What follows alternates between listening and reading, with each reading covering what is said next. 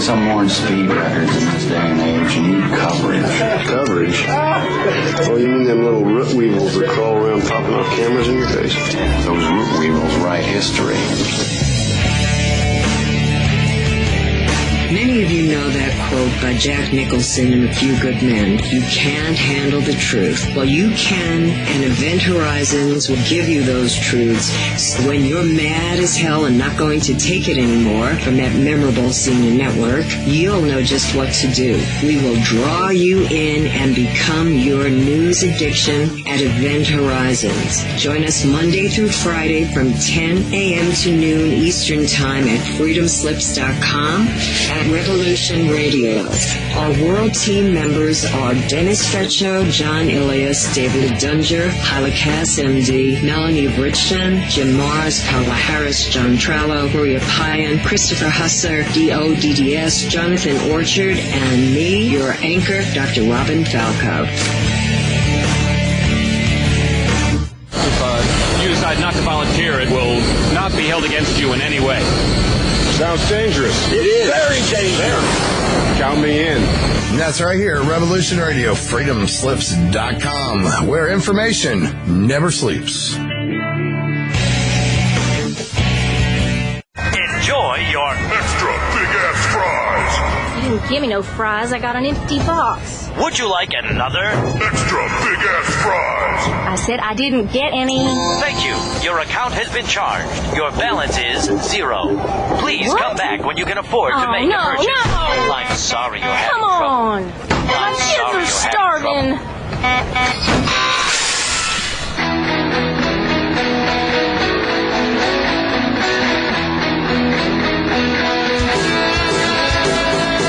Thank you for tuning in to Revolution Radio. Here at Revolution Radio, we believe in freedom of ideas, freedom of speech, but above all, we believe in freedom of existence through self-reliance. This station is 100% listener-supported, and as a fundraising promotion, I have a kick-ass free gift for a $100 donation. 35,000 seeds. 25 years in the freezer. Long-term storable, 54 different varieties. So if food prices go crazy, the shit hits the fan, or if you just want to save tons of money every year by creating your own food like I do, grab our seed pack special. Just look for the banner on the homepage at freedomslips.com. Don't be a statistic. Don't be part of the problem. Be part of the solution. We need, as humans, to start taking care of ourselves and not depending on the megacorps to provide unhealthy, nasty food. Included in this package is also a DVD with 900 survival and off-grid living documents and the offline home canning how to do everything website all on the DVD. So when you're growing all that food, you know how to can it, store it, preserve it, etc. with all these documents. So thank you for tuning in to Revolution Radio at freedomslips.com. I hope that you will pick up this package and start learning to be free. Revolution Radio, freedomslips.com, where information never sleeps and freedom is one seed that needs to be planted.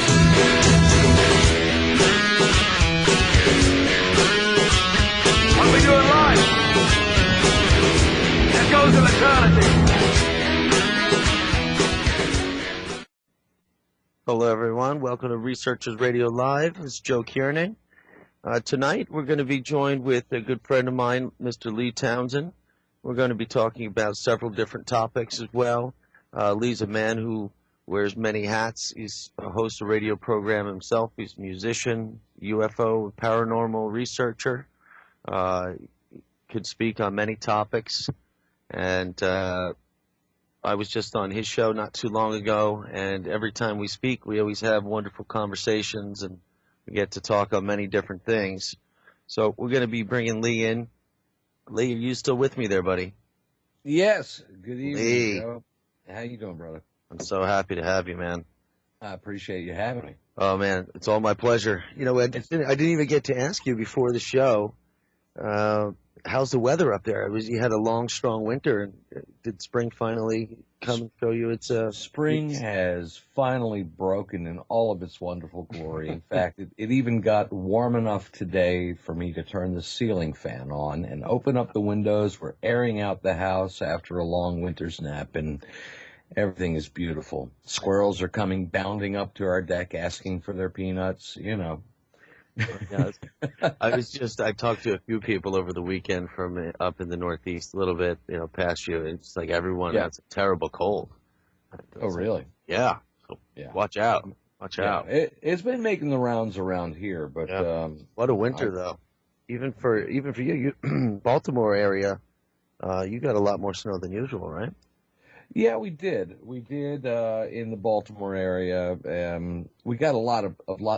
I mean, your typical threats of snow that never seem to materialize. So I think a lot of that is. I think the weather reports are sponsored by the bakeries and the dairies and the toilet paper manufacturers in town. But Sure, one was even called a northeastern bomb. You guys are supposed to get that's what they said. Now, and this is what's really strange, and this is fairly typical of Maryland. You get all seasons at the same time sometimes. I mean, we had some light rain here like last week, and literally 30 miles away, they've got 8 inches of snow. Wow. And it almost followed the county line. It was amazing. Well, we dodged the bullet on that one. Well, I know you had just had a good amount of snow. You're usually right on that line of getting a little bit of it or getting a lot of it. And it was just more often than not. Maybe you're right. It was a lot of talk of it. Yeah. Yeah, it sure was. We did get more. More than we've had in the last couple of years. But, it's what makes the world go round. We just stock up on canned goods and just sit here and watch the snow fall down and candles and ride it out. Exactly. I hear you. Exactly right. What was more brutal than anything was the cold this year. Yeah. Damn right.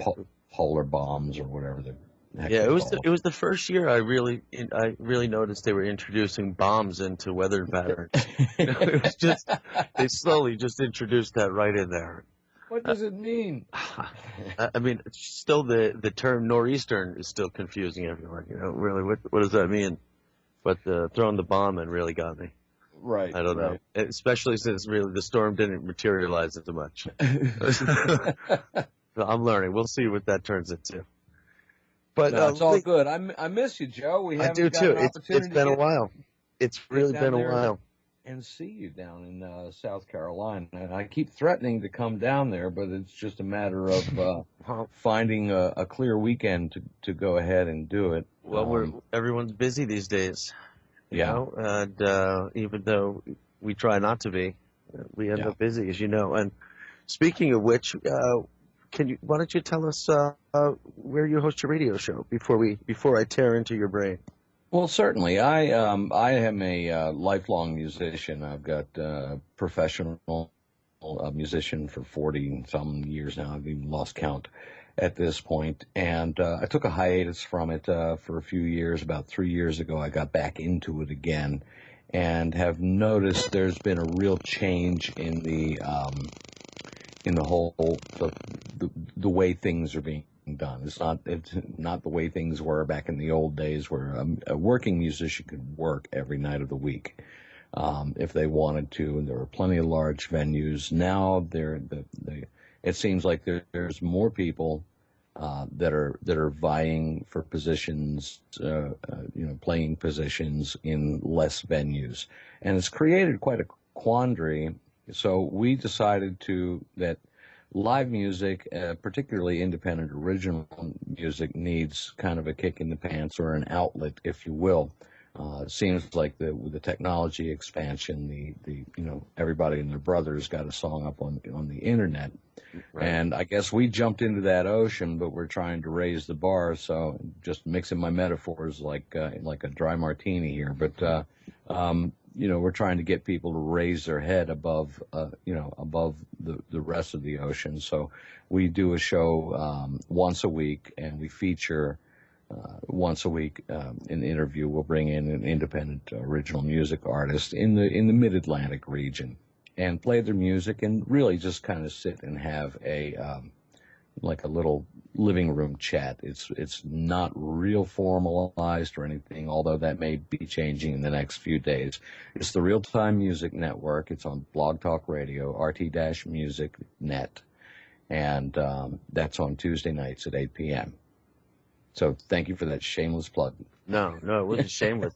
Because it's the truth. I mean, internet definitely has opened up music, but it also has, you could easily get just as lost. If people don't know where to find you, you still need to get out there. Right, absolutely. And a part of that too, Joe, is the need to, you have to change with the times. You have to adapt with the technology, and a lot of peers are still, the old school guys are trying to play music, and they're just getting frustrated with their stuff because they're applying the old model, and we're trying to provide an outlet that is a part of the new model. Whatever that is, for the route to quote unquote success. We figure, information is important. And just kind of tying back to the opening of what your station is all about. It's about, you kind of information junkies. The world is based upon information, and we're in the information age now. And some of these artists are getting kind of left in the dust because, and I mean, there's tremendous songwriting talent there, tremendous musical ability, and it's just not getting out there. So we're just doing our little part, and hopefully our little contribution of an industry that's flagging and kind of just looking for a place to go. And that's all I have to say about that.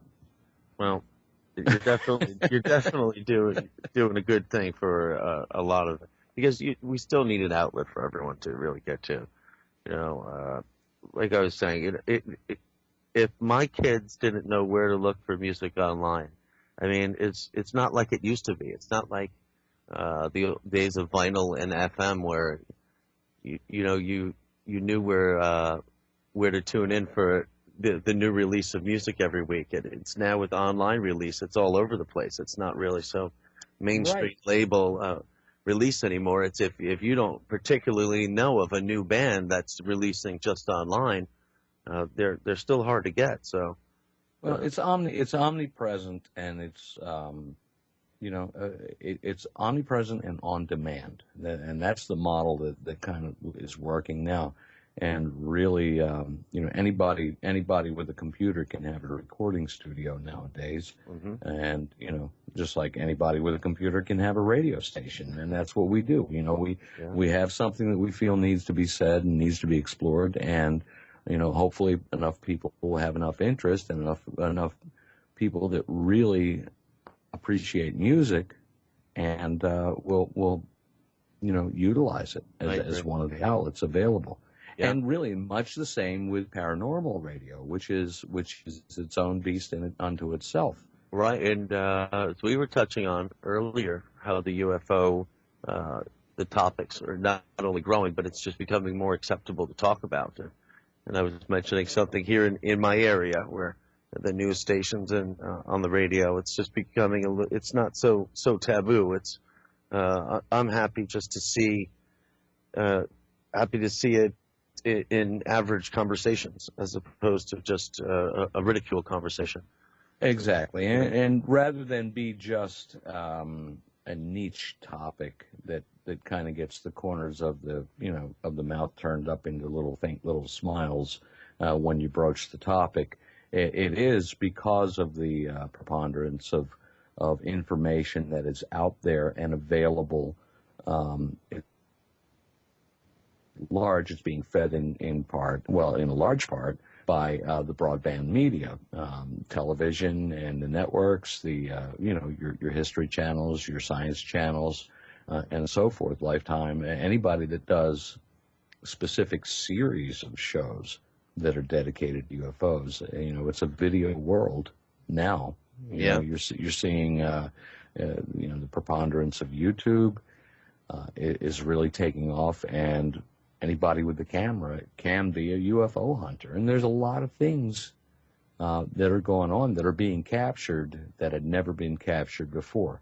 So you're looking at a two-prong factor behind that. Number one is just the broadband dissemination of information.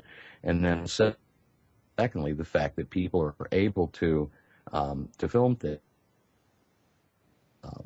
many of the videos you see on YouTube are mischaracterized, natural or man-made or some other thing, and not a true UFO, not a true unknown. But that you find that in to see that most UFOs or reported UFOs are explainable in some way, shape, or form. And I don't mean just dismissing it as, swamp gas. I mean actual real factors that you can reach a reasonable conclusion that no, this is not an ET thing or anything like that. It's a balloon, or it's something. Right.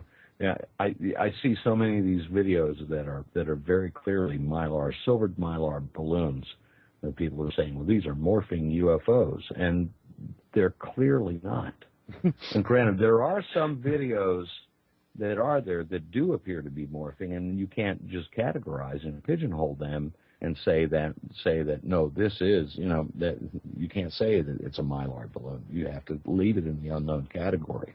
That's what's always intrigued me about this entire field is just kind of laying deeper into the ones that are the true unknowns, and the ones that are really the cases that are truly on, the fringes of believability, where, of lay believability. Well, Lee, when did you begin interested in researching the paranormal? When did your desire to look into it and research it or follow it, if you will, when did this all begin for you? It probably began in real earnest. I would say probably around 1988 when I first just laid eyes on Whitley Strieber's book Communion, and that has been a trigger for so many thousands of people. That has, just the image that was on that cover of the being, which it resonated enough to really to make me grab the book and buy it. But something wasn't quite right with the image, but it was close enough, close enough for government work, I picked it up and I read the book cover to cover that evening, and it began me to start thinking and reflecting back on the number of anomalous instances and things that have occurred in my life. And then I went into, getting more into, you start establishing a network of people who are really working in earnest in the field. And I was very privileged to be in an area. I'm in the Baltimore, Maryland area, which is essentially a suburb of Washington, D.C. And there's a lot of UFO people in the area, researchers in the area that are quite well known, that I had the privilege of working with and kind of being mentored by a little bit in this exploration. And I've gone through the whole, hypnotic regression things and never really come up with anything really conclusive in my own experiences. There are three or four, well, no, actually prior to that, there were three instances that really stood out in my mind as far as events throughout the course of my life. But these seem to be recurring events, and I hesitate to use the word abduction because that's what has become the cultural, the cultural right, belief. That's just an overall category, right? That's it's a category. Yeah, it's, I agree. It's a contact or whatever. It's some kind of interface with a non-human intelligence or a different and other intelligence. There's so many different ways you can go with this. Now, the experience, I did focus on contact cases mainly. I went the whole so-called quote-unquote official route, where I became a MUFON field investigator and was working on all that. I paid my dues and got the manual and got the book and I've always had a background. I've always been interested in astronomy. I've always been interested, I went to broadcasting school and we had some meteorology courses, so I know meteorology. And also, I was a student pilot for a while as well, so I have an interest in aviation. I didn't think I knew that. Yeah. Oh, yeah. Right. Yeah. Sneaky. Yeah. I was on my way to get my private pilot ticket, and then the money ran out. It became hellishly expensive to rent a wet airplane.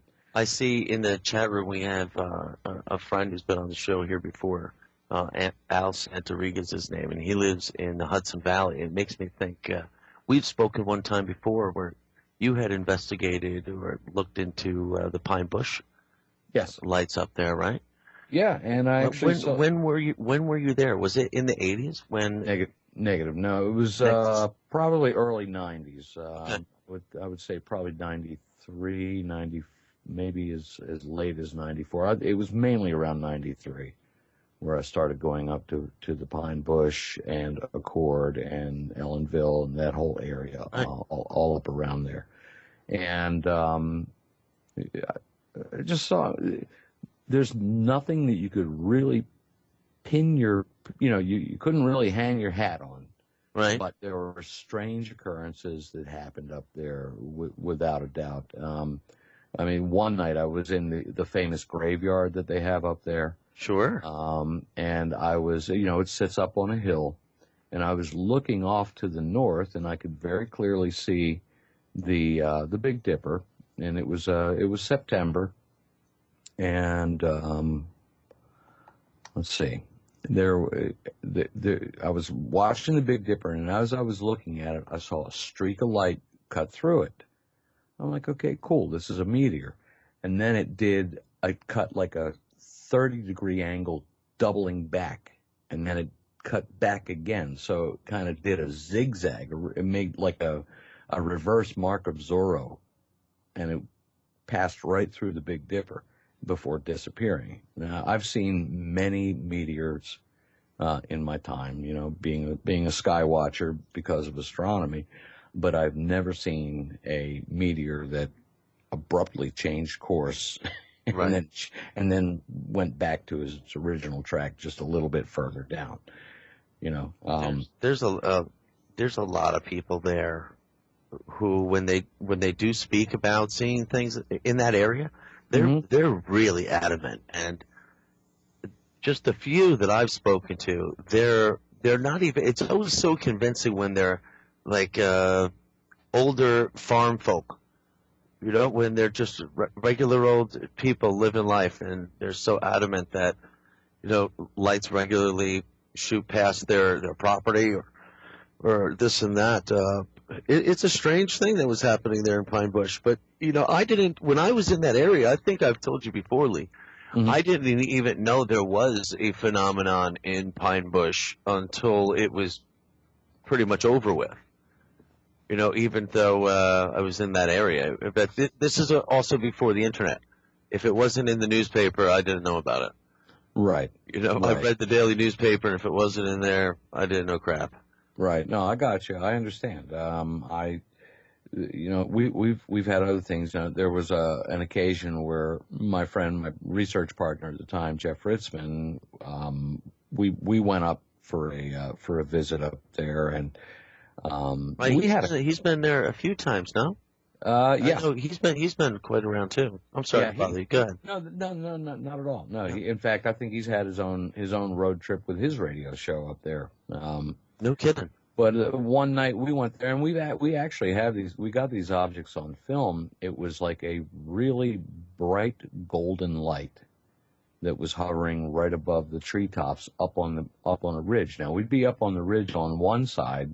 There'd be on one side of the valley, and we'd see this gold light. So we'd be like hightailing it down the mountain and around down through the valley. And we get up to the approximate location where that light was, and we'd look back to where we came from, and there was a gold light back from in where we were coming from. So it was almost kind of comical, and it got to a point You know, because I mean, we chased these things around for a while. They'd be there, then they'd disappear, then they'd show up somewhere else where we weren't. But it was always where we weren't. And the curious thing was when we finally said, screw this, we've had enough, we're leaving, and we start heading down the road, and we look out, you know, the back window, and there is a blazing golden orange light in the sky, like almost like saying, hey guys, no, come on back and play. Which, you know, I mean, that really put me in mind, and Joe, I know an experience that we shared together on a night walking back to the pond near your house. Right. We were given a choice of going back in the woods and chasing these lights that we're seeing in the trees a quarter mile off in the distance. This is true. You know, if you go left, you go deeper into the wood, and there's a metaphor there. Or if you go right, you know, you go back to the, you know, you chase it all night long. Safety of the hearth, right? And you could be chasing this forever. One thing that characterized my experience up until that period of time was, you know, this fear. And you and I have talked about fear many, many times. And people, you know, there's a just this certain, it's a fear of the unknown is what it is. I was to a point where I couldn't even, frankly, because of my experiences prior to that, I couldn't even look out a window at nighttime. And it was really getting the best of me. And I think a lot of just me getting into the topic was trying to wrestle and grapple with my own fears over this. And finally it became to a point where I said, enough is enough. I have to do this because I really got very much overboard, and it was all I would eat, drink, sleep, think about for the longest time. And it seems to be, you've even warned me of this early on, that it is a pattern that a lot of people who get into this particular research, you know, they start opening a door and you open 10 more doors, and it's even very easy to overwhelm yourself. And I always think of the Close Encounters of the Third Kind movie, you know, how he becomes so obsessive. That's absolutely true. That's a real thing. I mean, maybe not the no, but Hollywood. I've seen it. I've sure seen it. Yeah, I mean, you're absolutely right. It's very easy to do. It's especially when there's passion involved. So I said, I'm gonna confront this head on, and it's like the you know, like the Three Stooges spend the night alone in the haunted house, you know, to get the inheritance or whatever. You know what I mean. This is the same plot line. So I said, all right, I'm going to go up and I'm going to pitch a tent, essentially in Whitley Strieber's backyard. It's within a mile of his cabin. And I did that. I set my tent up. I went to sleep. Midway through the night, I just found myself waking up out of a dead sleep, fully awake, fully aware. I was looking, you know how you have like a sheer nylon tent where you can see, you know, you can see light coming through. Absolutely, You can't make. Right, but you can see the illumination from the outside. I saw a light that was up in the sky, and it was near, and it was very bright. And I knew it wasn't like right outside my tent because I could see like the shadows of the trees and things like that. It was something that, you know, it was kind of flickering from the shadows.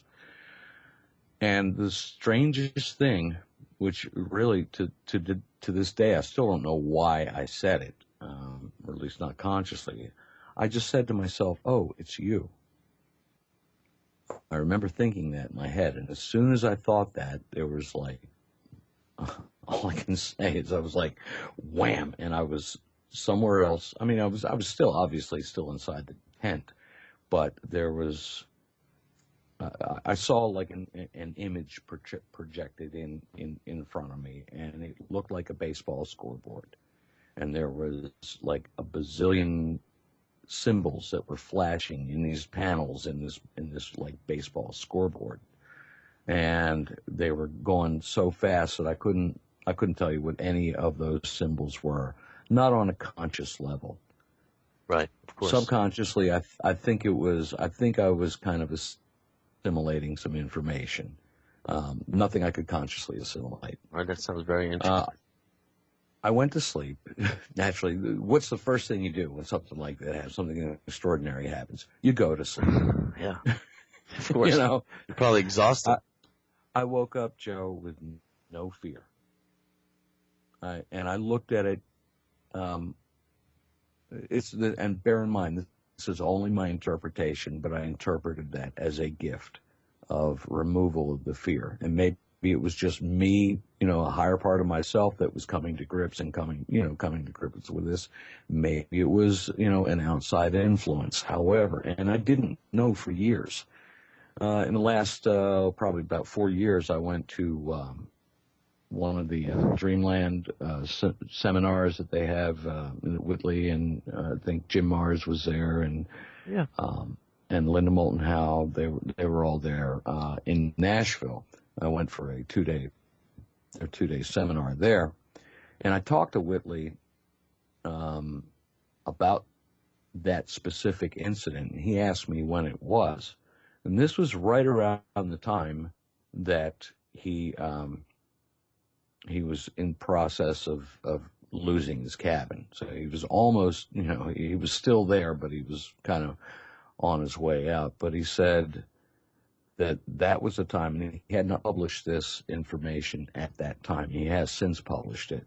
He said that was the time where I was meditating with them in my study every night, just about every night. He said, I suspect that they were probably there checking you out.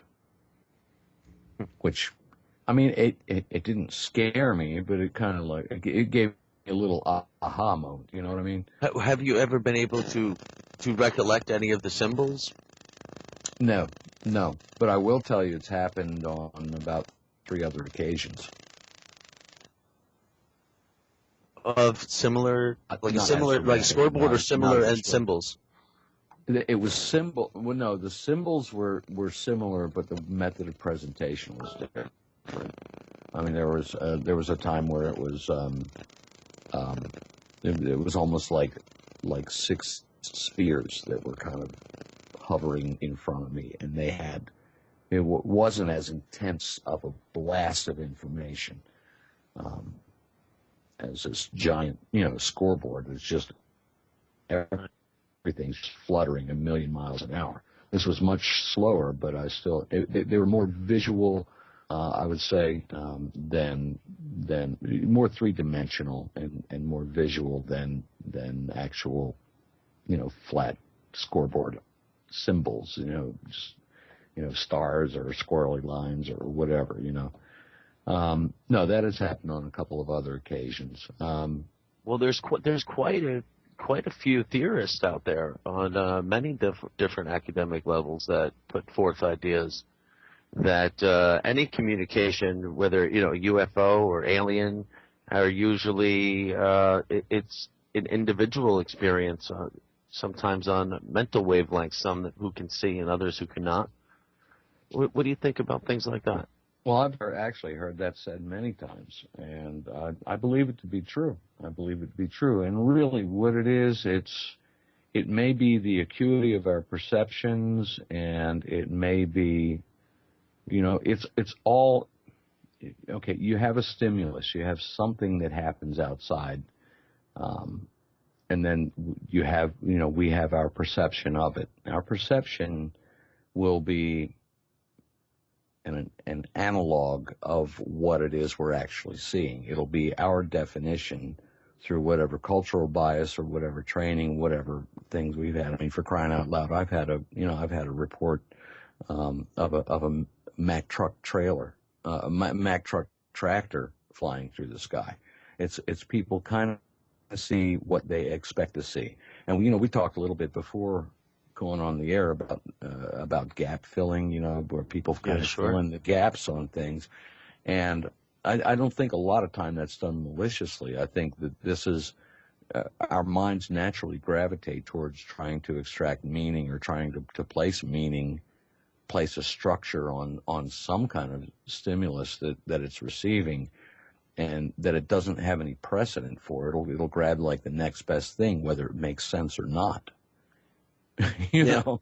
Now, I'm with you there. Now, do you think is it because it's something we're not supposed to understand, or do you think it's possible it's something we used to understand and we've kind of lost the way? I think it's probably a little bit of each. And by making such statement that it's something we're not supposed to understand implies a control over it. And that may be. I don't know. I would like to think there's if we are discussing a mental capacity, I would like to not put a limit. You know, right. I sure would. I would sure like to think it's to your capability at that point. Well, we can only define things. We can only kind of, how do you say something is something? You define something by what it's not, essentially. Right. And then what's left, that's straight deductive reasoning.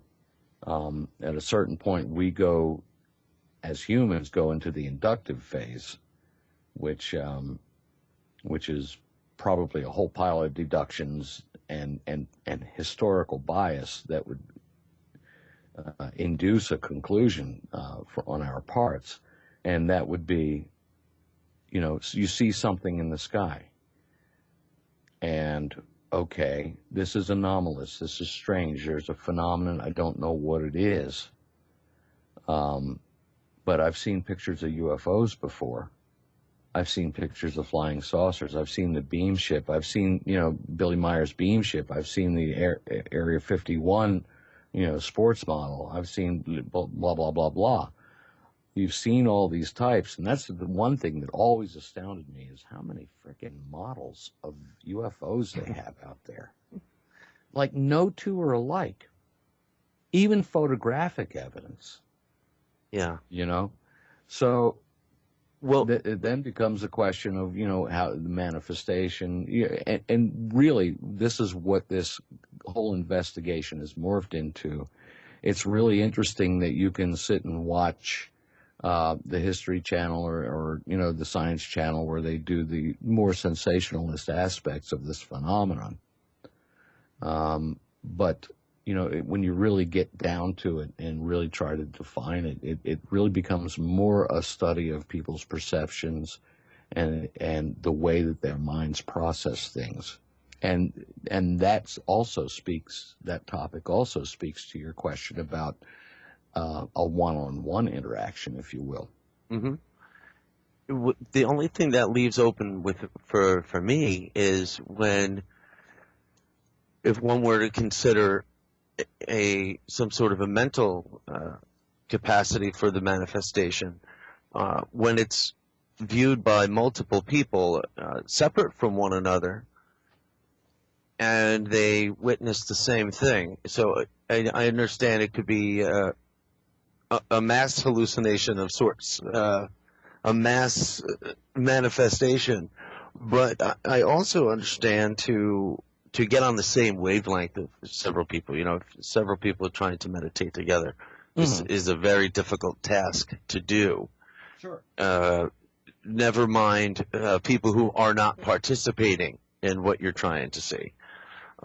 So I know this is something I'll most likely never understand, but it sometimes I think if this is the case, maybe it's not.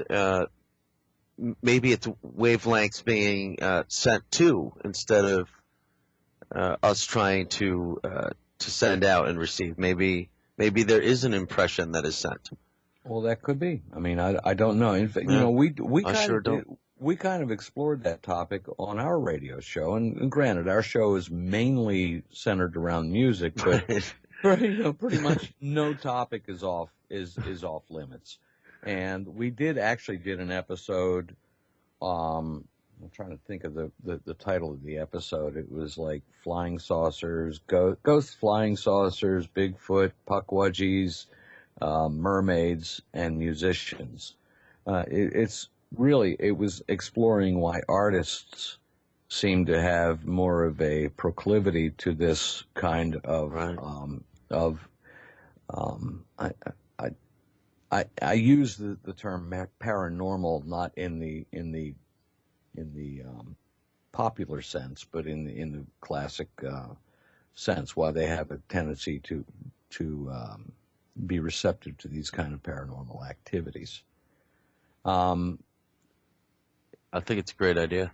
One thing that came out of it, and naturally the logical thing is that, well, you know, musicians, artists are generally more fantasy prone to begin with. However, just, you know, what negates all that is what you just brought up, the shared experience. Mm-hmm. There's a shared experience. So, you know, you wonder if there's not a creative force at work here, too. I'm very hesitant, Joe, and you know this about me. I'm very hesitant about anybody that'll come in and say that they have the definitive answer as to what all this stuff is. Of course. Yeah, because I just know, you know, we delved into the whole trickster element and you know, trickster theory, that sort of thing, where you know, this is something that kind of defies being labeled by the language that we have. It's like the Greeks had 3 different words for our word love. Right.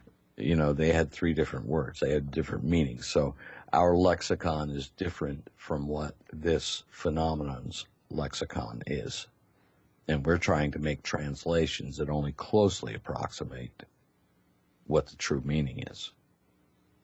But one thing that has guided us through all this, Joe, is that, you know, it begets, you know, asking the questions and delving further into the factual representations of this phenomenon only begets further questions, but deeper and more pointed questions.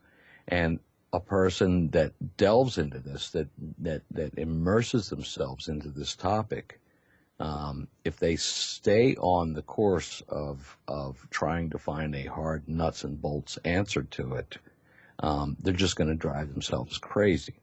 They're going to be making mashed potato mountains on their dining room table, you know. But what you learn, you may not learn anything about them, but you learn volumes about yourself. You've heard me say that, and that's something that I truly believe. Me too. Yeah. You know, that's something that it seems to be everyone who, you know, it's the same plan for everyone. But I think you gotta moderate it though. You have to moderate it. You can't go cuckoo. And it's easy to do because the answers they always seem to be right there on the tip of your tongue, you know, and they just play with you, drive you in circles. What's playing? It may be a conditioning, and there again, I'm not saying this is what it is, but there's a possibility that it could be a conditioning for us to get that lexicon, to kind of open our minds up. You know, as a society, we're being indoctrinated into the fact that there are other presence. I don't know if that's, you know, if that's being done as a part of a program, or if that's intentional, or if that's just a normal course of our evolution. But we are getting more and more, you know, in tune to the possibility that A, this stuff is real, and B, this stuff is way stranger by our 1950s understanding than we could ever imagine. Yeah, and there seems to be a lot of change in the craft style since the 50s too. You know, they were pretty space-like in design. back in the early days. But Well, that's an interesting. I mean, so much more as a characteristic. Like, I don't hear so much of the metallic shiny so much anymore. It's right now they're amorphous orbs of light.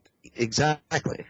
Yeah, and they seem to follow. And this is the human aspect, and this is the human canvas that we're throwing over top of the statue. We can see a shape of a statue, but it's got our cloak on it. It seems to follow the level of our technology. In the space age, since the 50s, since rockets started coming around, right? Now all of a sudden there's space, and it may be a phenomenon that's always been here. It may be ET. I believe the ET hypothesis is absolutely tenable, absolutely believable, but I believe it could also be something else entirely, or a combination of the two, or more. I'm in agreement with you. I mean, I do understand mathematically that intelligent life, not just life, intelligent life, it just has to be somewhere else. I'm not the first. This has been said for a very long time. But for it to be here manipulating things, or just trying to blend in, that's a lot to take in. It's a whole lot. Yeah. It's a lot, because sometimes I do worry that major changes are going to be setting forth real quick, because even with the new Pope Francis, yes, he's making some monumental changes rather quickly.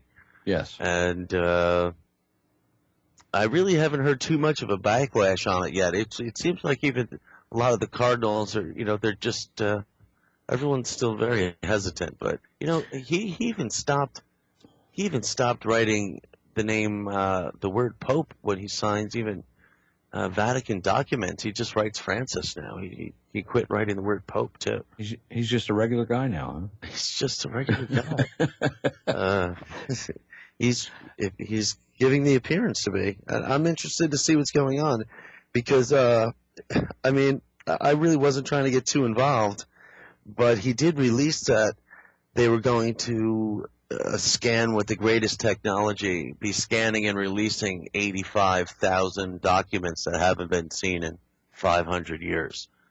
I know that got my attention. I know, as an historian, that would definitely pique your interest. Oh my goodness! Sure, I was drooling on it. I couldn't believe. Oh, I enjoy the things you post up there on YouTube. By the way, I did want to tell you that. Yeah, I've been following them. I know they can be confusing at times. They can get a little wordy at times, but I mean, it's information though. It's information. It's important information as well. And it's different. There's a real double-edged sword to all of this, and I don't know if it's. I think the jury's still out as to whether this dissemination of information, the popularity of it, if you will, is a good thing and a bad thing simultaneously. It's bad because you see. It seems to have a bit of a polarizing effect on people, where people need to have an answer. They need to have a meaning for it. They need to get an answer. I need an answer. This is what we've been enculturated to, is I need an answer, and I need it now, damn it. That's very true. And what you'll see is clusters of belief systems that are around there. And with some interaction, some crossover between them, and when you cluster yourself, when you segment yourself into a particular faction of a belief system, with regard to this, what you're doing is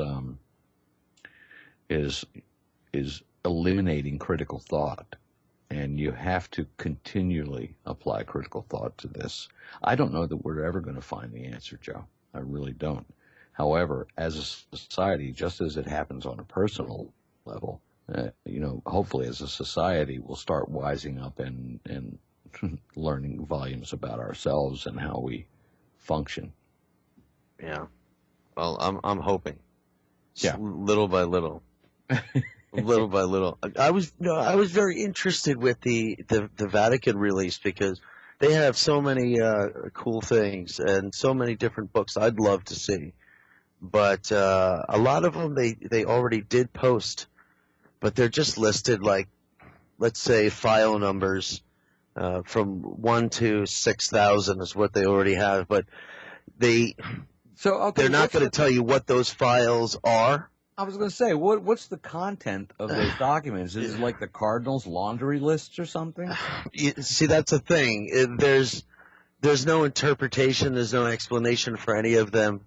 And if you want to be able to examine it, get a good enough quality that you could possibly translate any of them, you do have to submit a request to examine that one, and you have to mention which one you want by title, and of course they don't supply the title for you. It's one of the catch-22s, but they will be digitalizing them and putting them online. However, they're not that easy to acquire. But it's nice to know that someone's going through them, I guess. And I bet they don't have the decency to even put them in English. No. But, there's a lot of cool stuff that could be in there. There sure is. I'm sure a lot more conspiracies than others, but a cool place to go through. Would you be expecting to find any ET information, or I even hesitate to say ET, any UFO information? You know what I would like relating to ET stuff? If I had the chance to go to the Vatican Library, I would be so much interested in any of the documents or books they have on Giordano Bruno from the late 1500s. They ran him through the Inquisition, but he was burned alive for believing, just as I was saying before, he was one of the people that not only believed that life did exist somewhere else, he believed it just had to. Mathematically, just using proportions for everything he's seen from largest to small, he just felt it just had to be. And this is ultimately what got him killed, and he wouldn't recant on his thoughts. So okay, it gave him a chance, but he said it just had to be. And he's one of the few Inquisition trials over 100 years that they claim to have lost the transcripts. But there's been 2 statements of cardinals over the last 100 years. One said during the 30s said that they found a few of the documents pertaining to his trial, and they felt the church at the time was completely within their rights. And then again in the 90s, another statement was made, and they said the church did nothing wrong. He got what he deserved. And then Pope John Paul II made a general apology for any scientists who died from the church. Sorry about the Inquisition. Yeah. But this guy Bruno, he was right there with Galileo. They were all saying the same thing. It was right. The Earth is round, or the Earth went around the sun. It was there was a lot more to it than just right. Just that. That creates a question in my mind, because I know there again, Joe. I only know you since becoming involved in this South Carolina UFO case. Prior to, but I also know that you are kind of you're an historian, but you specialize in kind of religious history, that kind of deal. Yeah.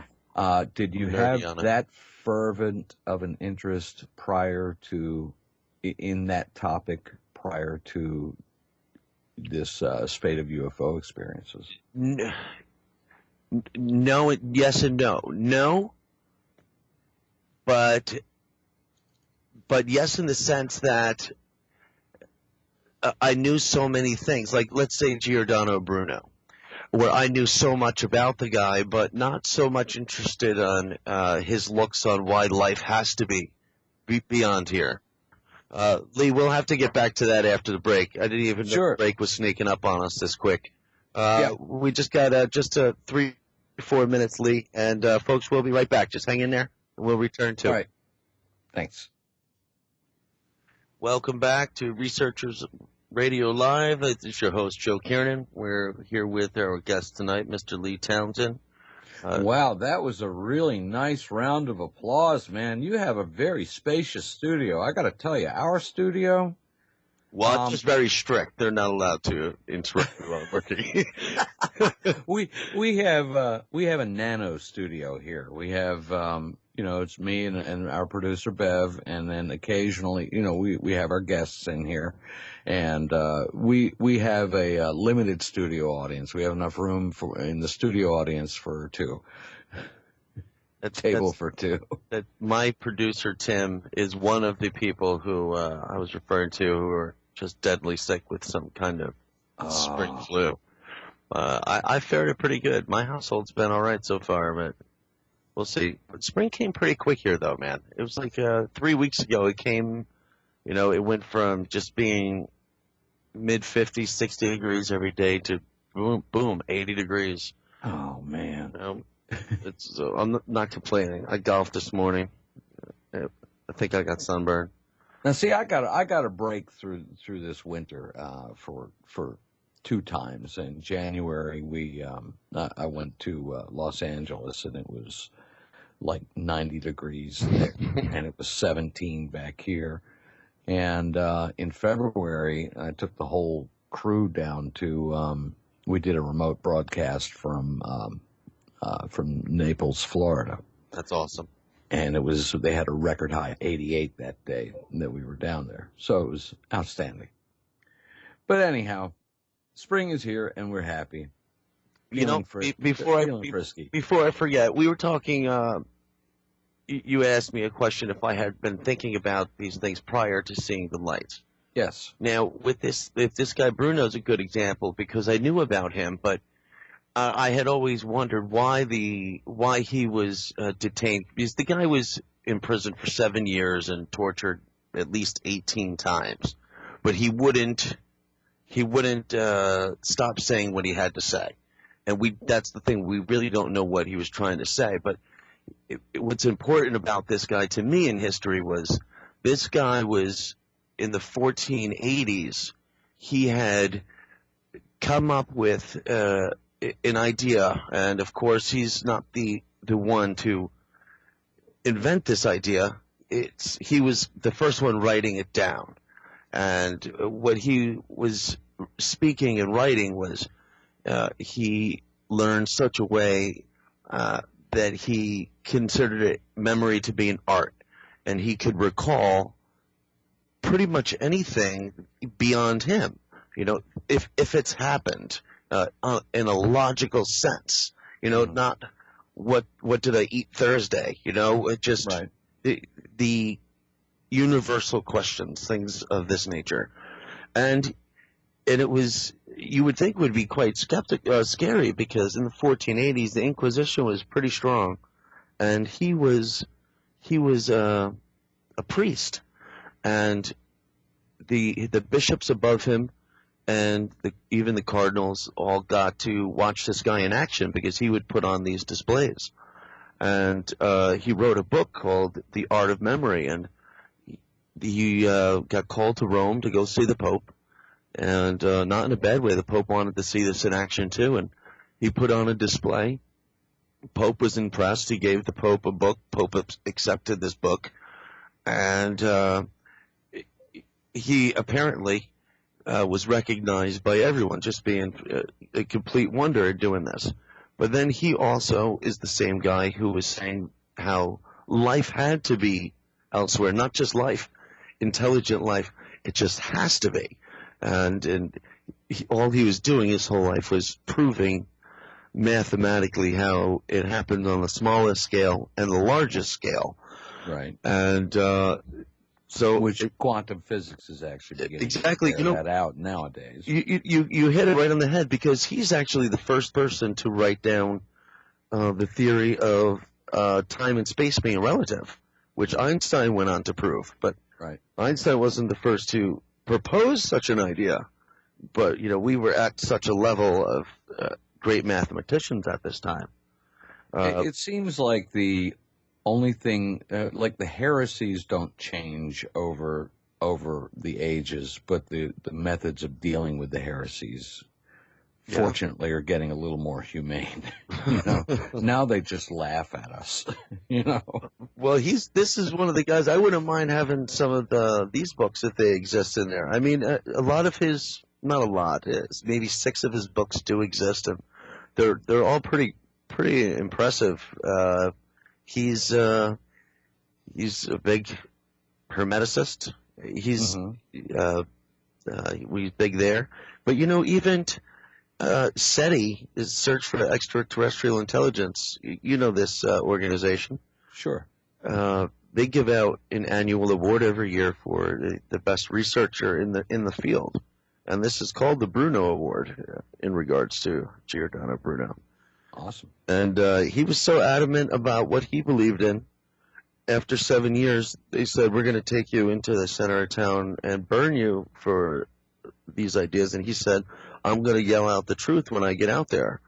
And they wisely nailed his tongue to the pole, and off he went. And Galileo was right there. This was Galileo's buddy. And so this kind of shut him up pretty good, too. But these guys were all, trying to say the same thing right up through Newton. They were all following the same logic. And I was just saying, this guy Bruno, to me, has always been someone who really was set on what he believed. And one of these things was intelligent life elsewhere. Like he was really adamant about it, and he wouldn't hear of any other way. Most people can't grasp the concept of the universe being infinite beyond the really, really, really, really, really, really, really, really big part. You look at the classical and really quantum. I don't know if there is such thing as a classical quantum definition, but if you look at the universe as a field, gosh, I'm starting to slip into the Matrix kind of thing right now, but there, it's the field of infinite possibilities, and what's realized is the highest probabilities. What comes into actualization is the highest probabilities. What that means is everything. Just from what we've learned from our high school physics, that, most of what we are, most of what we consider solid matter is mostly empty space. Right. We're finding that out even more so. Or anti-matter even more so. Right, Yeah. Exactly. That being the case, what we're getting into what our brains perceive. And how this little computer, this fantastic miracle of a computer, to use a current day analogy, that our brain is, that it's an organic computer that's got, it dwarfs any of the slickest computers that we have in the silicon world these days. But these brains of ours are what constructs the realities around us. That's what gives the solidity to things. That's what puts a lot of the limiting factors into play here. What we have there again, and getting back to the UFO question, and really in any kind of thing. Any exchange of information about any particular experience, it's totally subjective. You don't have any kind of objective. There can be no such thing as objectivity, at least on an individual basis. Anybody, you ask somebody what they saw, You ask, 6 people saw something. We had an experience at your place where 6 of us there saw a particular phenomenon, and we all saw more or less the same thing. But everybody's vantage point was slightly different, even if it was a couple of feet. Everybody would relate that story, what they saw, to you, maybe generally the same, but they'll have its own little differences and little different details or different observances. Yeah, you're one of the very few people who've actually been back to that pond with me. Yeah. Yeah, as you know, I don't. Even when you're here, I don't. Right. That's not top of my list to go and do. Right, I got you. Yeah, I got you. But not too many people make it back there with me. Well, the thing is that you really have to kind of divine what you think people are saying that they see when they relate an experience. A beautiful example of that was when you went out on the beach on that recent television episode you just did, where people are saying, well, it's flares, these are flares. So they went out there with military grade flares and fired it, and what you said on that show was beautiful. I mean, I got a great shot of it, it's perfect, but that's not what we're seeing. But I also understand at times it could have been, exactly. I'm not saying every time. No. I don't know why it would be flares at any time, but there are times that things are happening that it doesn't register logically, physics wise, how things appear just right there. The first video you posted was clearly not flares. Well, that well, that's what I was trying to say, but yeah, right. I got you. It's so tough for me because I really don't know what it could be. It's tough to describe. It's when things are there and they just kind of fade out or go away from you really fast. I can't even discern from the two sometimes. All I know is sometimes things are there within a reasonable distance.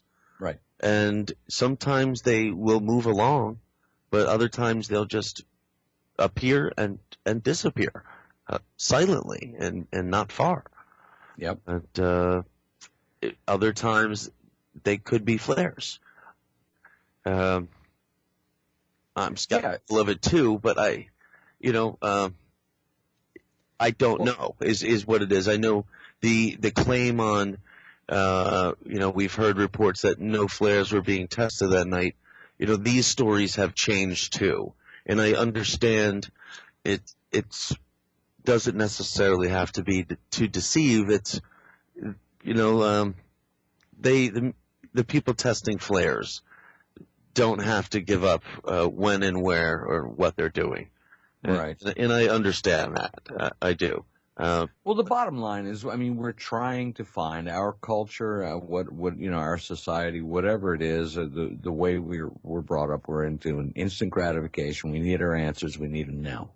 And we'll come up with, whatever answer that we can. And granted, it may not be as ridiculous as just dismiss it as swamp gas, categorize it as swamp gas just so you can get it off the desk. We'll just answer it because we got an answer, case closed, and move on to the next.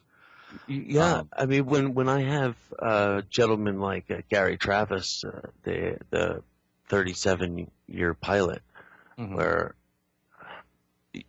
lights at ground level, if they were fireworks or if they were Chinese lanterns or things like this. And he would also know if there's other aircraft in his vicinity doing flares or just in his airspace. Right. And, this guy had them appear, several of the orange lights, just within 3 miles from him. And when these things turned on, he turned his airplane at them and went full speed. Right. Got to a mile within these things, and he said they either faded off or kind of just went away a little bit. However, they just weren't there. Well, that's one of the negative aspects of all the popularity that's going on right now, is that need to explain it and the unwillingness to accept just the factors, the strange factors on their face value. There's been a lot of cases where really, I mean, urban legends have been born.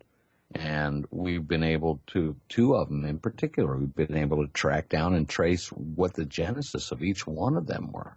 Wow. Number one being the quote-unquote anal probe scenario, which... That's one of the most famous ones. Of course, yeah. Of course, because it's the most horrific and most invasive thing that you could even imagine. We traced it down to where the first time it was published.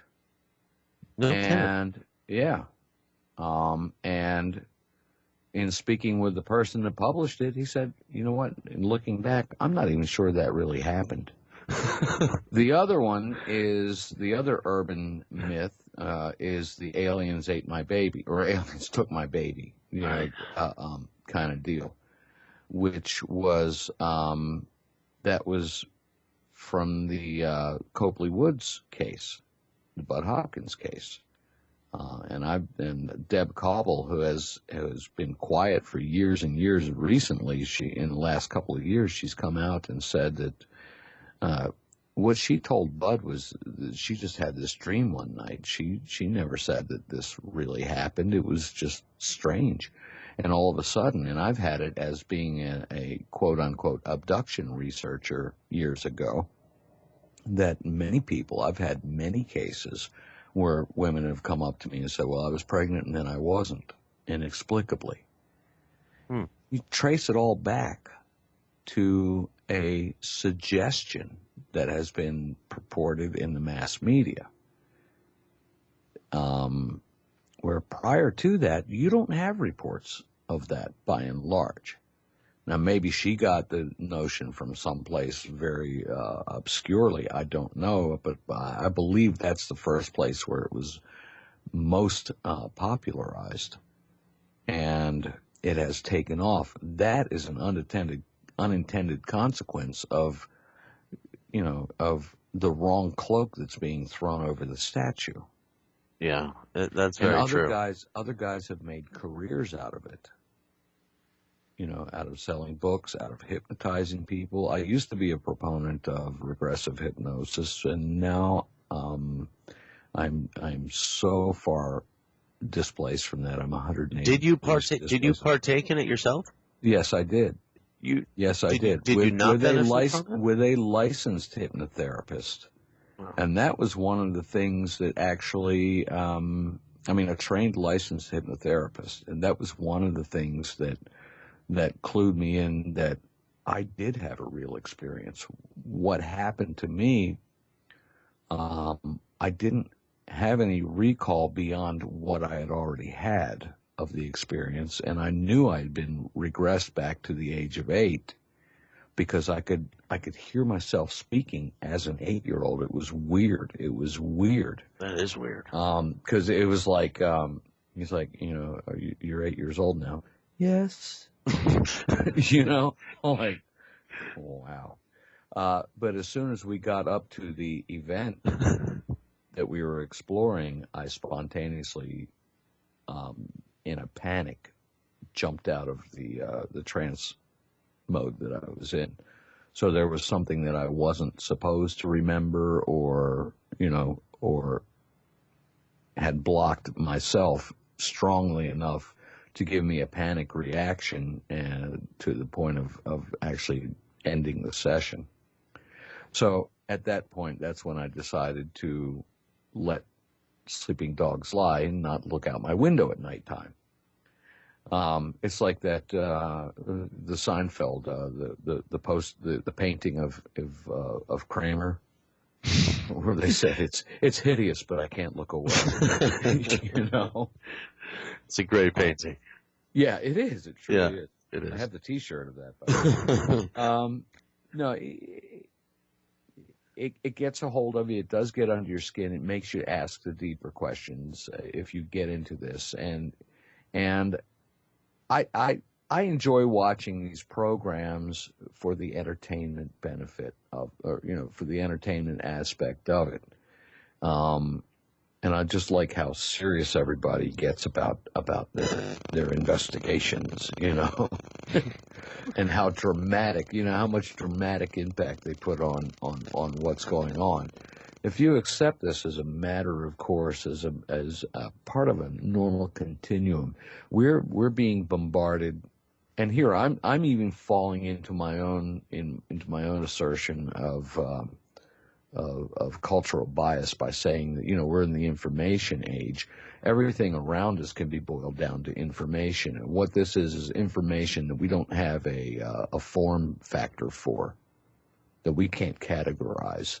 I can look out and I can see, okay, that's bituminous concrete outside my window that makes up the road, because I have those definitions already in my mind.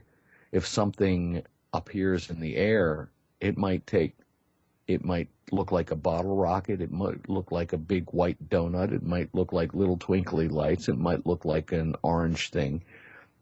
I don't know. I just don't know. All I know that there is something there, and it is real. Can you ping a rock off of it? And Jeff Richmond is very, he's known for saying that. Can you ping a rock off of it? Well, yes, you can. Sometimes. Huh. So and there was a researcher that we worked with who was Bob Exler, who was instrumental in breaking the what was that case? The Guardian case up in Canada in the early 90s. He said, people ask him all the time, well, are they real? He says, well, what do you mean by real? He turned the question back. What do you mean by real? That's a good question. Yeah, I mean, it really is. Yeah, they're real. That's back to what we're thinking. Well, to what degree? What dimension, I suppose. Right. Did you find the regression therapy beneficial at all for yourself? Did you get anything out of it? Only that I got scared poopless.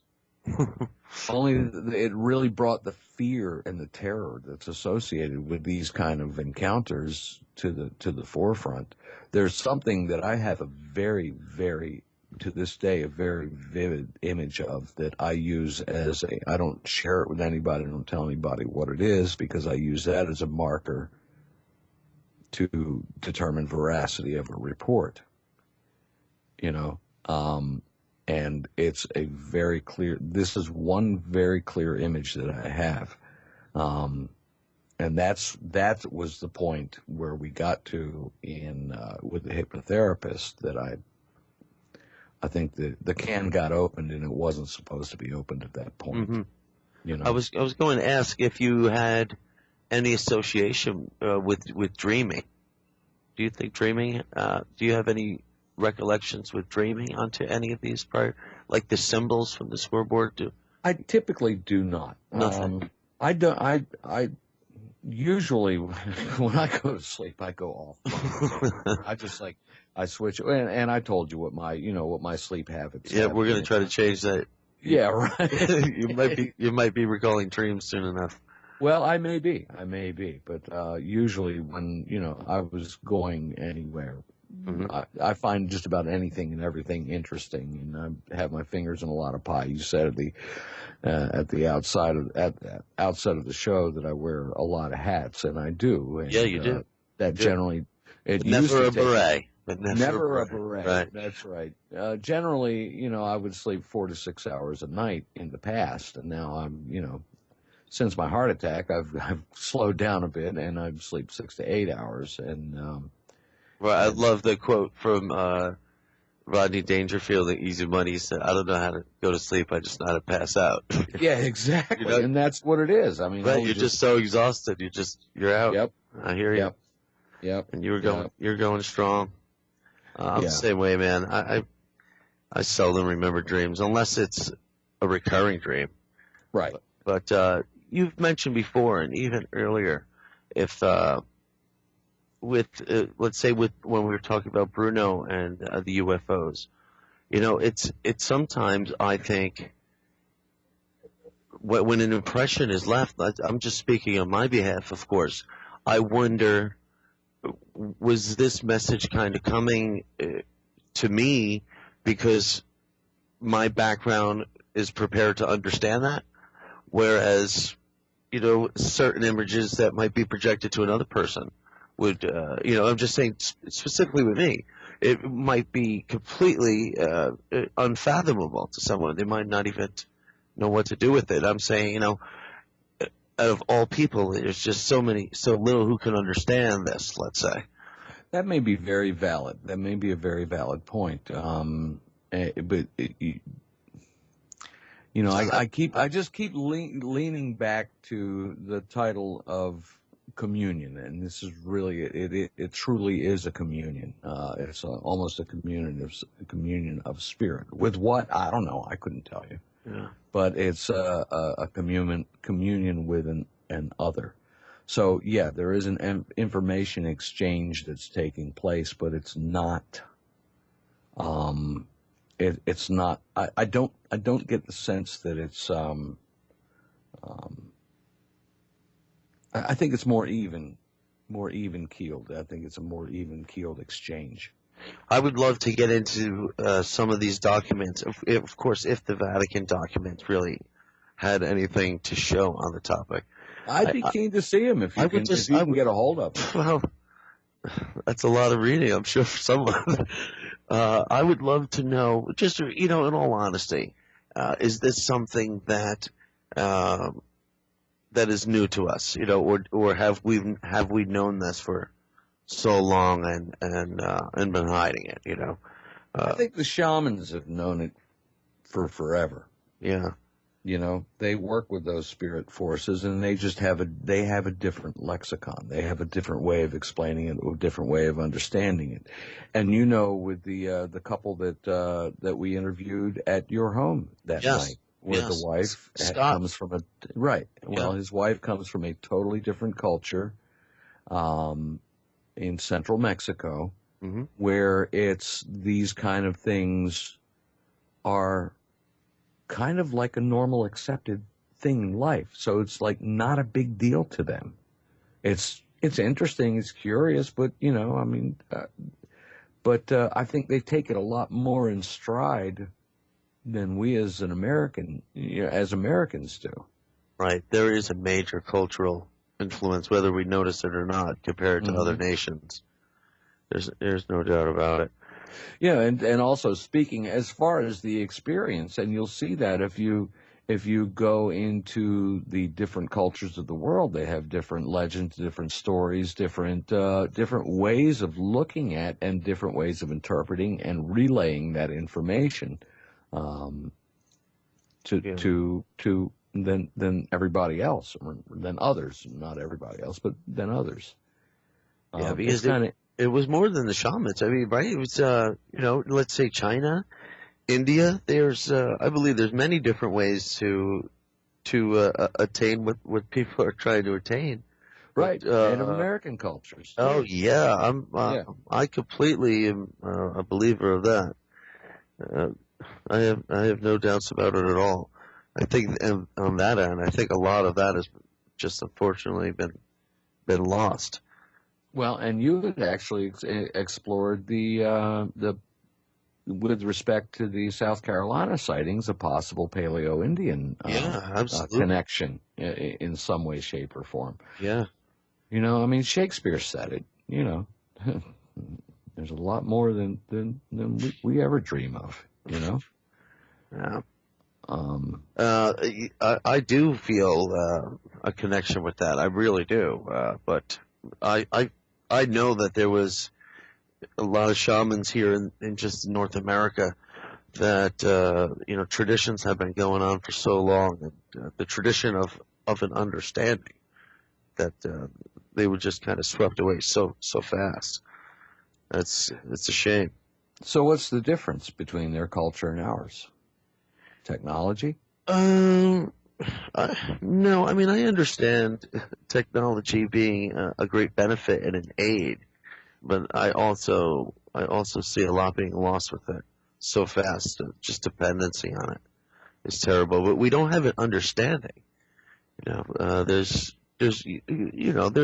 every day there's less human Earth balance, and I don't even mean that in a philosophical way. I mean, every day we're just living more on Earth than part of it. Right. Right. Absolutely. And we're really just losing way. I mean, I see it every day. You ask someone what time something's on TV or what time's the store open, and instantly it's right to the internet. That's just it's. I understand it's a great aid, but it's become everyone's initial first reaction now for everything, right? To the internet. People no longer try to remember what time that store opens and closes. There's no longer a long-term memory need. Right, exactly. And I'm seeing a lot of it. I'm seeing a lot of friends that were already pretty low in the memory department are now realizing there's no need for a long-term memory when they could just save things in files, not mentally, but in a literal file.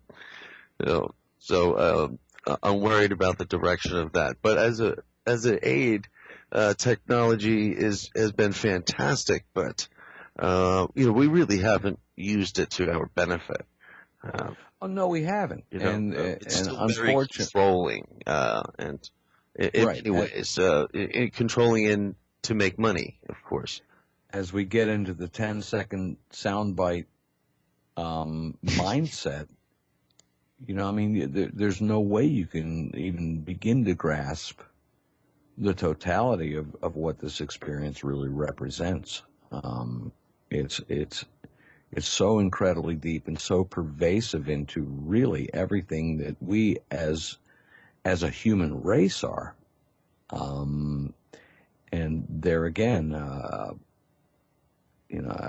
I hate to be, keep being a champion for Whitley, but I think he's got his finger on the pulse saying that, might be pretty close to being accurate when he's saying what the face that we see peering back in the dark from the darkness might be the face of our own evolution. Yeah. I've often wondered that myself too. It's, or are we seeing some sort of a us in time? That's possible, but there again, what you're trying to do is frame this into something that makes sense within the structure of understanding that we have. And what we need to really do is expand that structure of understanding to encompass it, because otherwise we're just throwing a sheet over the statue. Yeah, I do. Every time we're not grasping the full beauty. Into it. We're not grasping the full beauty of the statue. We're only seeing the shape, the outline of the shape that's clothed in our cultural bias. So, do you think that they've been coming here since we've had a catapult of technology? Let's just say from the industrial age. Once we started making steel. And started moving on and progressing, and Jacques Vallée and running telephone wires everywhere. Jacques Vallée wrote a very good book that addressed just that very topic, and he did an historical accounting of sightings back to pre-biblical and pre-biblical times. And went all the way through. He cataloged and very painstakingly, historically listed hundreds and hundreds of sightings. So this has been going along all throughout our ability to perceive it. Now, have they been here guiding our growth? Did they artificially inseminate us and create, are they the missing link between man and monkey? Who knows? Who knows? I thought you were going to answer all those questions on the show tonight, Lee. Oh, well, I had every intention to, but next time. Next time. Next time, I'll have to do it next time. I'll have to wait for another scoreboard to pop up. Right. We won't get the missing link theory tonight. No, I'm disappointed. Yeah, I mean, yeah, right. I mean, it's No, we're trying to explain things in our 10-second soundbite terms that of a phenomenon that would bust the seams of it. You know? And I know that's awfully dramatic sounding, but no. You know, you can't.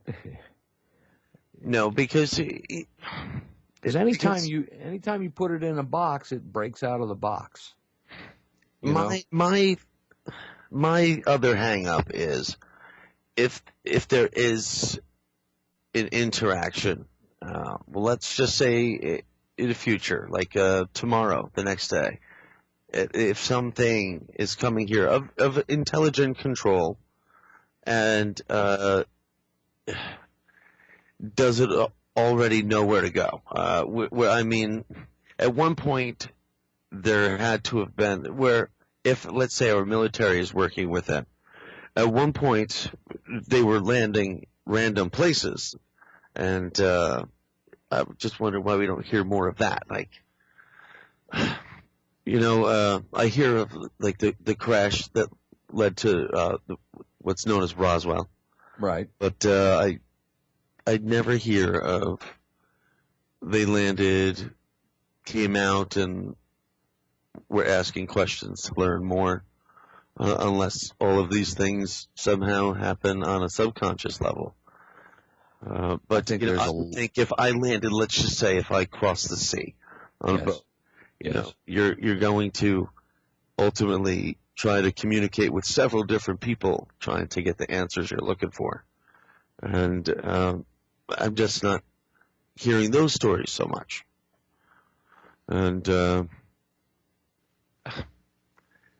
it really makes me think sometimes if it is more of when people have a contact, if it's maybe not so much of a time than an impression. Yeah, there are definitely impressions that are involved.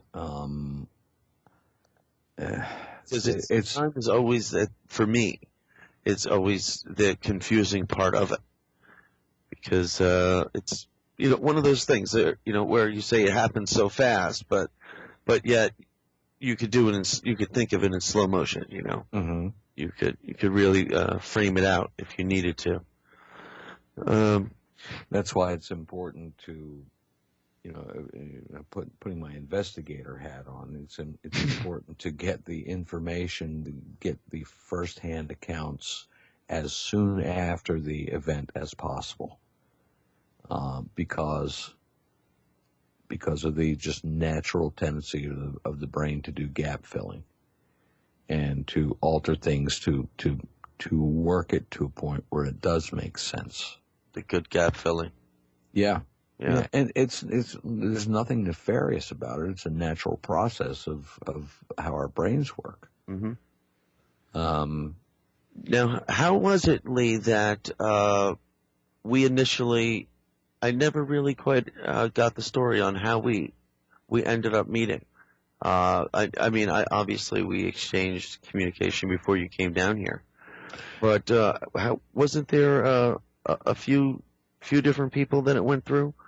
Actually, yes. Now, how that happened, I had been involved. I stayed in touch with Jeff Ritzman over the years, and we were research partners. He had a blog talk radio show a while back. Is he still on KGRA? He's still on KGRA. Yep. Jeff Ritzman, as far as I KGRA. know. Good show. Check him out. Yep. But part of the regular for the show that he had, the Paratopia show that he had at that time, one of the fellows that was a regular listener to the show is Joe Gooch. He's over in the UK. Oh, that's right. And that's right. Joe posted up there, and I had him. He's actually a musician. We had him on our show on Real Time Music Network show. Very cool. For an episode, because he does UFO inspired and paranormal inspired music. But he's just put a notice up, a post up on Facebook saying that, he's hearing that there's some activity going on in Myrtle Beach, South Carolina. Somebody should check it out. And I'm like, well, it's only about 8 or 9 hours drive for me. And I went to and looked at your YouTube videos, the beach UFO, and I found that, the beach, event, and I found that quite compelling and quite interesting. And that's when I reached out to you and contacted you. And you were rightly so a little cautious at first because you don't know my propeller head, Well, no, you were asking all the right questions because I haven't gone out of my way like that for because it's a sensitive thing, as you know, because of course a lot of times it's very local for me, with proximity with my living quarters, Sure. And I always try to be respectful. Oh, absolutely. And you always are. Of that as well. Yeah. Yeah. And I mean, that's important. I'm not going to go, write you the first time out of the shoot. Joe, hi, how you doing? These are obviously the Pleiadian Space Brothers from the Intergalactic Federation. I can't say that because I don't know that. It might be. I don't know. I don't think so. I know there's a cluster of folks that believe that. Yeah. I reserve judgment on that. But, and through your good graces, you were kind enough to go and meet us. And sure enough, we had a sighting that first night, meeting you. And it was a pretty extraordinary sighting. And, Kitten, who was along for the ride, this was her first, she's been like from Missouri all the way. I believe it when I see it. I don't believe in this stuff. She just tolerated, my nonsense with it. And then she saw it firsthand herself. Now she knows. She's caught the bug. She's caught the bug, but she still maintains her stubbornness about it too. I think she might have known and just been reserved. I think you're probably right. She's very intuitive. She might have just been a little reluctant. But, around here, like I've told you before, there really is something weird, and I hate using the word weird. I really do. But there's just a whole bunch of strange things that don't add up. There's reports here that were going back for years.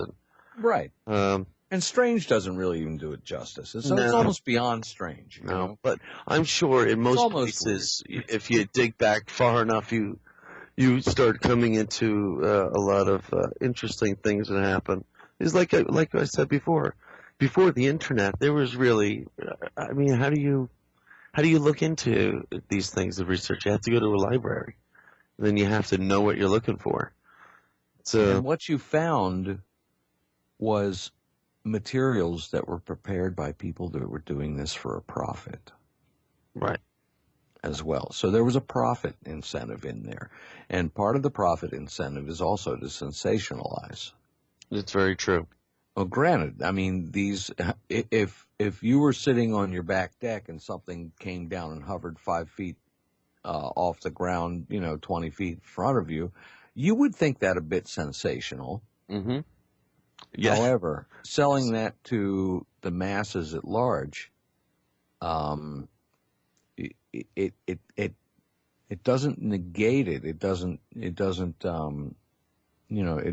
invalidate it in any way, shape, or form, other than the fact that you have to be mindful that there's a profit motive involved. Always follow the money. Follow the money, baby. That's right. Every time. Yeah. Which is why, I've done. I don't do any of my research for money, and I don't accept money to do any of my research. This is all self-funded because I don't want to have that kind of pressure. I'm into this for personal information and to share information publicly to the best of the best of my abilities and from what I know and give the benefit of my experience. I don't do it for any profit whatsoever. I think there are a lot of people, and speaking again to the double-edged sword nature of what this sensationalism has begotten, there's a lot of misinformation and misconceptions that are out there that, it's that people, it's pretty clear that they can't definitively say what they are saying something definitively is. Right. All I can say is that we don't know. We don't know. We know that something has happened. We know that something is real, or it has at least a reality component to it. Right. We have to be careful claiming what's a fact. Right. And there are so many people that jump to that. And that creates a whole, like I said, it's you're seeing clusters of information and clusters of people that believe certain mindsets, that there's just certain ways to think about it, and they may be totally off base. They can't all be right. Or can they? Well, they could all be wrong. Or they could all be wrong. Exactly. No, they all can't be right. Exactly. So, I don't know. We just press on with this, and I find. Well, you say it. It's better questions, right? That's exactly right. We may not get out of your book. We may not get the answers, but we certainly will come up with better questions. At least we ought to be, and all we have to do is apply critical thought to it. But you see these commonalities. The sighting that I had in 1973, and I ended up with a missing time incident after. I was going to ask you about that.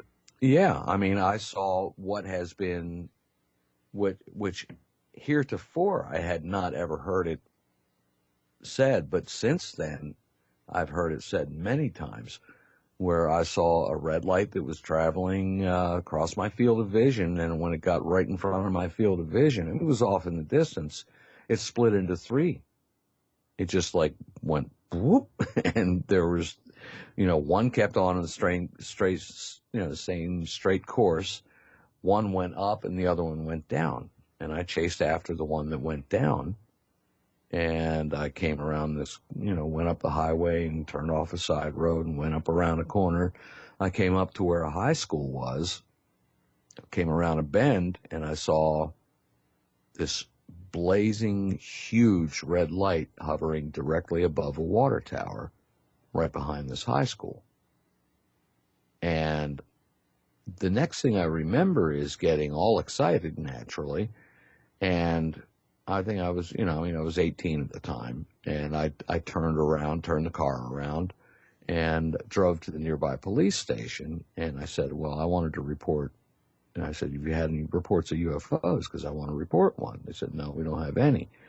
Not realizing that it was 10:30 at night at the time, where I had my sighting at about 8:30. So somewhere in there's about an hour or so, hour and 15, half, something like that, of time that just has evaporated. It's gone from my knowledge. Well, you had asked me when you first came down, and you were the first person I'd spoken to that were asking pertinent questions to the lights, where you had asked me if I had any recollection of missing time, and you have to be very careful of that, because it was if you remember, it was saying I keep myself so busy. It's more often than not you say, I can't believe it's 4 o'clock already. I can't believe it's 6 o'clock. It's right. It's always I'd be a great person to say, yeah, I lost 3 hours, because I'd say, I have no idea how long I've been sitting here doing this, or how long that just took. Next thing I know, it's 3 o'clock, 4 o'clock. No, that's a good point, but I know for a fact it does not take 2 hours to drive the 5 mile police station. This is true. This is very true. And I was leaving work. I knew what time I left work, and I knew what time it was. It was about 8:30 at night, and then it happened. and that's when it happened. That's when it all happened. Right. So what did they take you serious at the police station? No, they blew me off. They said, Yeah. no, I don't have anything. Get out of here. Scram, kid. Are you taking the pot, son? No.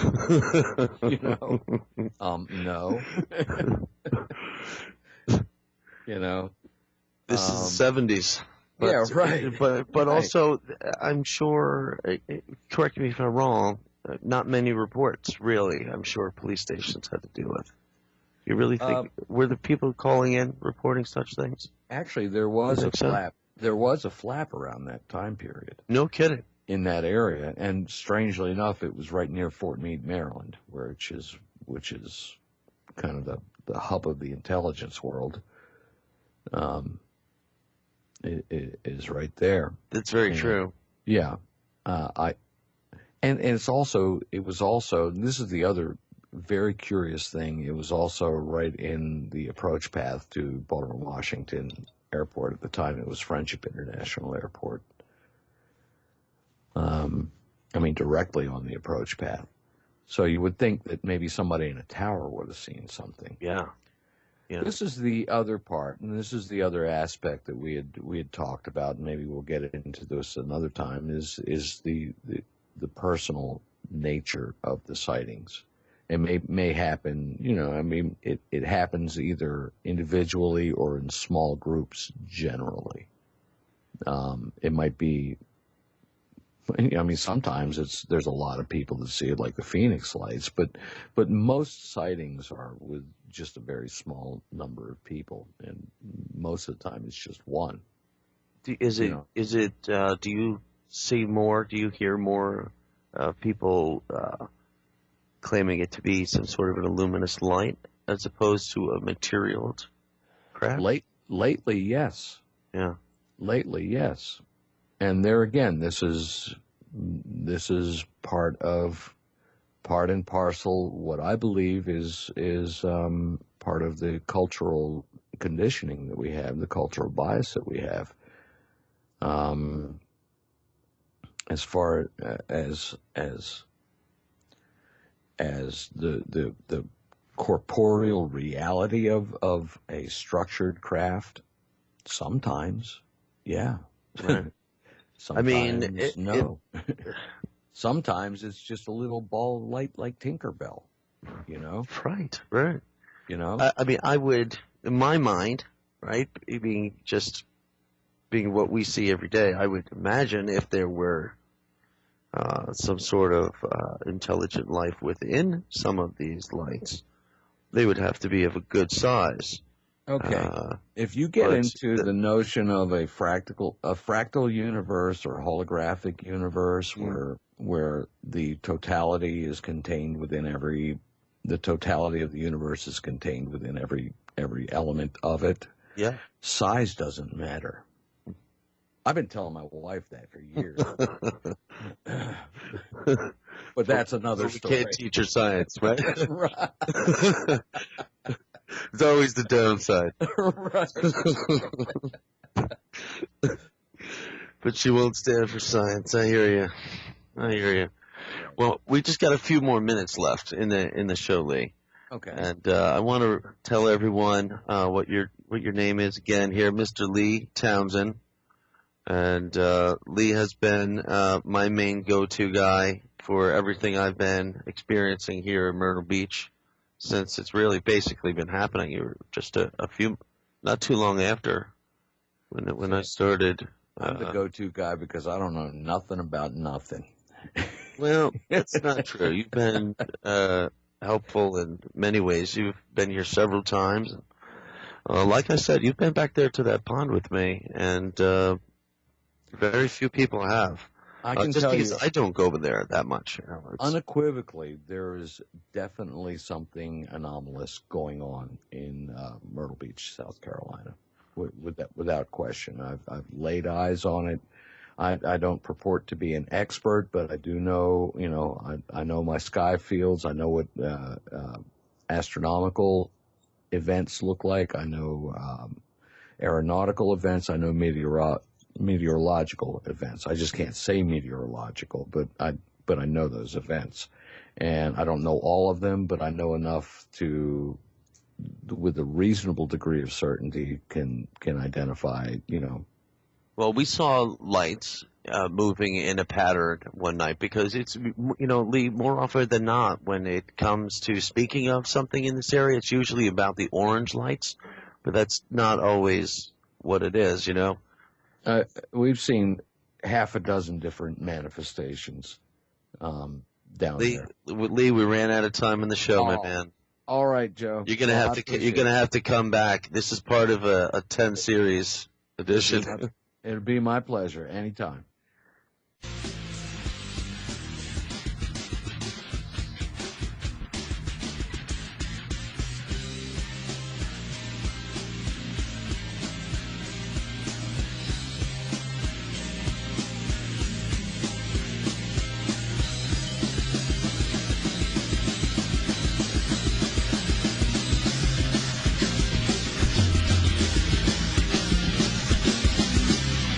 Listening to Revolution Radio.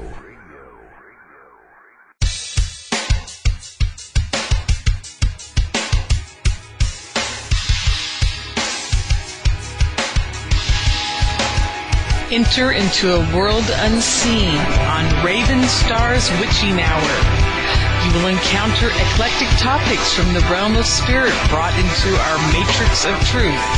With your host, the Solaris Blue Raven. Solaris will bring you an array of unique guests covering topics from ghostly spirits to amazing anomalies, covert technology, UFOs, and shadowy global events. And that's right here at Revolution Radio, freedomslips.com, Saturdays midnight till 2 a.m. Eastern Time. Revolution Radio, where information never sleeps. Let the magic rise.